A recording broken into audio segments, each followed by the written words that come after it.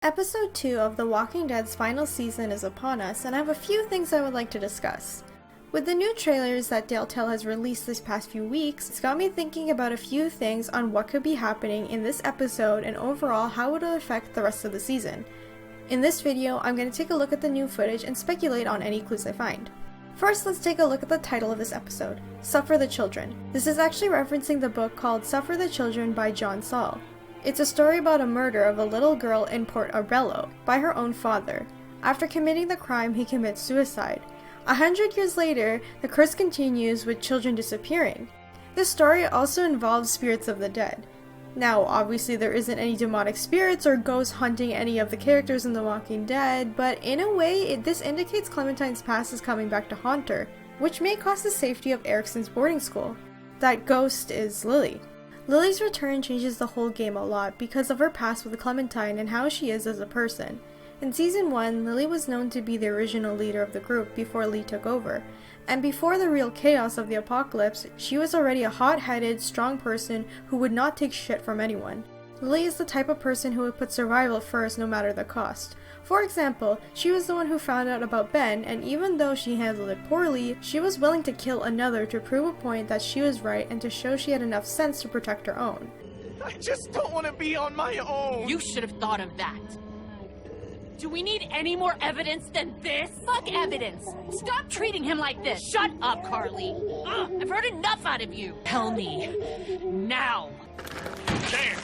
I got him! Please, let's just get back in That's the RV. not happening! You think you're some tough bitch, don't you? Like nothing can hurt you. But you're just a scared little girl. Get the fuck over it.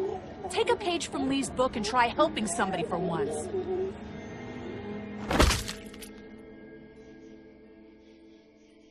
Now, what the fuck's the problem? Lily's relationship with Clementine hasn't exactly been confirmed since we played as Lee in the first season. There weren't many interactions between the two. The only real mention of it was when Clementine mentions Lily gave her hair ties for sleeping. Here, I have some hair thingies. You do? Yeah. Lily gave them to me for sleeping. Other than that, Clementine's last memory of Lily was her shooting either Carly or Doug, which I imagine doesn't give a good impression on a person. Lily's personality may have changed drastically depending on how you treated her in Season 1, and I imagine she won't exactly be very pleasant to be around. Another interpretation of the episode title can be taken from the Bible. There are two passages that can be related. Then were there brought unto him little children, that should be put in his hands unto them and pray. And the disciples rebuked them. But Jesus said, Suffering little children, and forbid them not, to come unto me, for of such is the kingdom of heaven. But Jesus called them unto him, and said, Suffer little children to come unto him, and forbid them not. For of such is the kingdom of God. Verily I say unto you, whoever shall not receive the kingdom of God as a little child shall in no wise enter therein. There isn't a set meaning behind these two passages, but I interpreted them as Jesus allowing himself to bless and protect these children when no one else would. Children during this time weren't exactly seen as something so precious and innocent. The disciples often rejected these children, and this caused Jesus to show compassion to them. But who exactly is the Jesus of the story? Clementine? Lily? Or maybe someone else? A lot of people speculate that Lily is the main antagonist and leader of this raider group, but I can't help but think that she's just the second in command or the red herring for the real danger of this season, Abel. As I said earlier, Lily is a strong and hot-headed person. She may have been the original leader in Season 1, but she was never a good one. With Lily's personality and military background, it's more likely that Lily is either someone who trains this group or somewhat of a negotiator with other groups. Something like the Saviors, Dwight gathering supplies or people from other groups just for Negan. What I've noticed about these types of raider groups in the Walking Dead universe is that the main antagonist reveals themselves in unexpected ways. In Season 1, it was the Stranger. He was revealed to us in Episode 2 by stalking the group. In Season 2, Carver just appears at the home of Carlos unannounced by himself. In Season 3, even though there were multiple antagonists in this season, I believe the main one was David, and his men were the ones who killed his own daughter, and he was the one who took AJ away from Clementine. Abel's introduction to us was when Clementine was trying to gather food for the group at the train station in the previous episode. Every stranger that isn't the main antagonist we have encountered in this series has been hostile or in immediate danger towards Clementine, but ironically Abel's intrusion was calm and straight to the point. He just wanted food. I'm not here to fuck with you. I'm here to get some food. Same as you. From what we've learned from Brody and Marlon, it's clear that Abel has been stalking the school for a long time. But why? Before we continue, let's take a step back and review Abel's relationship with the kids of Erickson's. According to Violet, Sophie and Minnie died over a year ago. After running into Abel at the train station, Brody reveals that they traded Sophie and Minnie to him to keep the raiders away from their group. Originally, I thought this group had routinely come to the school to gather supplies, but now I don't think that's the case. In the apocalypse, children are considered a rare thing, as it is easy for them to die or it's hard to take care of them, being limited with food supplies or protection. The hell he or anyone will. This is about survival. Do you guys not see what's happening? They've got kids, Lily. Those things outside don't care. Maybe you should go join him then. You'll have something in common. Gonna die anyway. That waste? That'll cost someone's life down the road. Someone in this camp. Someone who contributes to our survival. But when children are introduced into a story, many of the characters try to prove to one another that they can care better for the child than the other. For example, in Season 1, Lee was constantly berated with the fact that he couldn't take care of Clementine, that someone else could care for her. I'll take her off your hands. Take her back with me, to my people.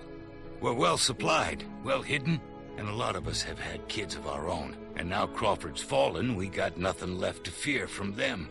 The same thing is happening to Clementine and AJ. So far, everyone has judged her and tried to take AJ away, as they didn't see her as someone who could protect and provide for him simply because she was a child herself. As for Sophie and Minnie, a lot of people speculate that Abel's group just wanted them for either labor or sexual purposes. In apocalyptic situations, it's very likely dark themes as this will happen, but for Abel, I don't believe that's his purpose. For how Abel was stalking the group at the train station, it shows how sneaky he is, how he's able to keep watch of other people around him without them knowing and studying them. According to Marlon, the adults of the school just left the children to fend for themselves, and I don't really buy that. Marlon has lied to this group countless times to have some control over their growing problems. Another clue that tells me he was lying was right before his death. If you pick Lewis to help with the situation, he says, You don't know what you're doing, man. Come on, dude, just drop the gun. This is how adults do things, not us. Meaning there was an altercation involving the adults that may have resulted in killing or fighting one another.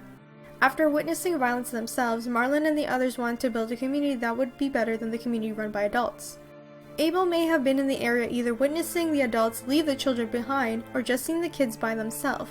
He may have just wanted to take all of them into his group, but Marlon didn't want to lose what he had and built. So when Sophie and Minnie were given away to Abel's group, I believe Marlon struck a deal with him that if he were to give these two girls, he would leave them alone, hence why they haven't bothered them in over a year. Abel is the only character so far to be smoking, especially on the boarding school's turf. Depending on which group you decide to help to gather food in episode 1, Clementine finds makeshift cigarettes made from Bible pages. Huh. Is this a Bible page? Found this too.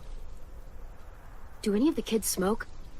Nope, nothing to smoke. Going along with the religious theme, we can compare Abel's name to the biblical person Abel from the Abel and Cain story.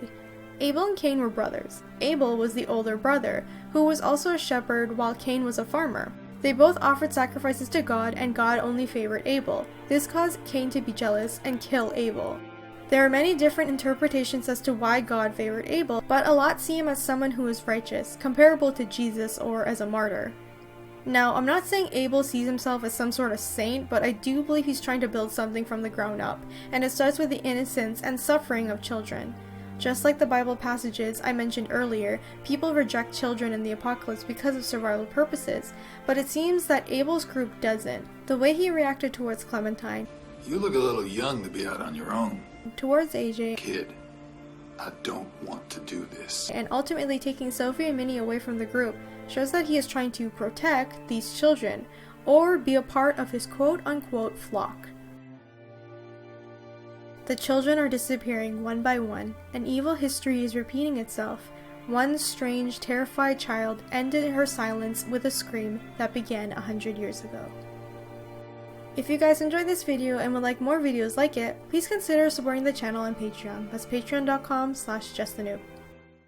Thank you guys so much for watching. I hope you guys enjoyed this little crazy theory video. If you guys have any theories of your own, please let me know in the comments.